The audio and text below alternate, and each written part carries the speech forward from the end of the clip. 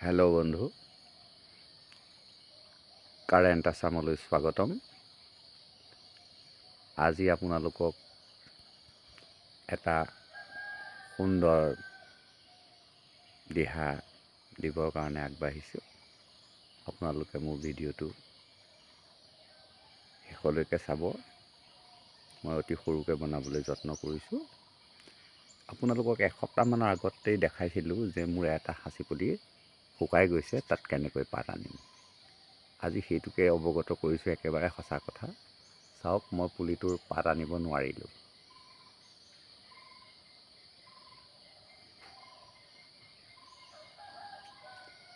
এতিয়া এই পুলিটো জীয়াই ৰাখিবলৈ কি কৰিম? এই পুলিটো জীয়াই ৰাখিবৰ কাৰণে মোৰ এটাই উপায় আছে। সেই উপায়টোকে আপোনালোকক ক'ব বিচাৰিছোঁ। এই পুলিটো চাওক, দুটা ফেৰেঙনি আছে আৰু সেই দুটা ফেৰেঙনিৰ ওপৰত যিটো অংশ শুকাই যাবলৈ ধৰিছে, সেই ফেৰেঙনিটোৰ তলতে এই পুলিটো কাটি দিব লাগিব।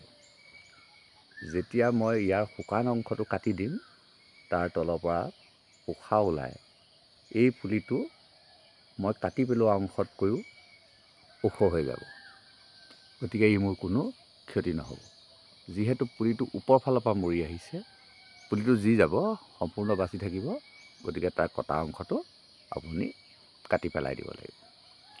মানুহৰ দেহতো যেনেকৈ কেতিয়াবা হাত ভৰি কাটি পেলাবলগীয়া হয়, ঠিক তেনেকৈ ইয়াৰো এই অংশটো আপুনি মৈতা এটা দি, কাৰণ যিহেতু গছপুলিটো বহুত পুলুঙা, গতিকে মৈতা এটা দি আপুনি অলপ পাতল মানুহ এজনক হতুৱাই, ৱেট থাকিলে নহ'ব, পাতল মানুহ এজনক হতুৱাই এই ডালটো কৰতেৰে কাটি পেলাই দিয়াৰ লগে লগে এই গছজোপা আৰোগ্য হৈ যাব। যিহেতু গছজোপাৰ গুৰিত বিশেষ প্ৰব্লেম নাই, কাৰণ গুৰিটো মোৰ একেবাৰে ওখ জেগাত আছে। এইটো চাওক, মোৰ ছাদতে লাগি আছে, মানে সি একদম পিৰালিত আছে, ওখ জেগাত আছে। ই পানীৰ কাৰণে মৰা নাই। পানীৰ কাৰণে নমৰে এই কাৰণে যে তাক পানী ইমান নাই। গতিকে ই এটা ৰোগেই হয়। এই ৰোগটো আপোনাৰ হৈ বহুত পুলি মৰিছে, কিন্তু যেতিয়া গোটেই গছজোপাত এই ৰোগটো হৈ যায়, তেতিয়া আপুনি বচাব নোৱাৰে। কিন্তু যেতিয়া এক অংশত হৈ যায়, তেতিয়া ইয়াক এনেকৈ অপাৰেশ্যন কৰি দিব লাগিব। এইটোৱে উপায়। চাওক, কাষতে আছে।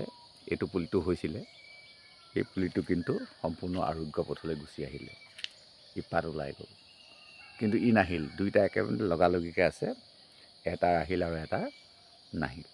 গতিকে উপায় নাই, ইয়াক আৰু এনেকৈ কাটি পেলাব। আপোনাৰ বাৰীতো যদি এনেকৈ গছপুলি মৰি গৈছে, এতিয়াই আগটো কাটি মৰা অংশখিনি সম্পূৰ্ণ কাটি পৃথক কৰি দিয়ক।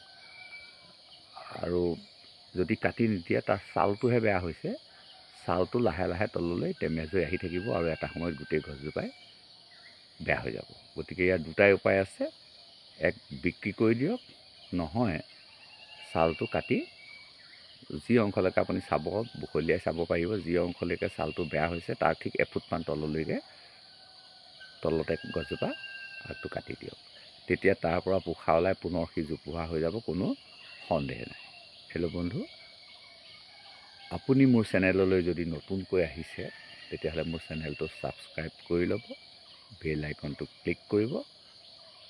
মই দিয়াৰ ভিডিঅ'খিনি সকলোতকৈ আগত আপুনি পাই যাব।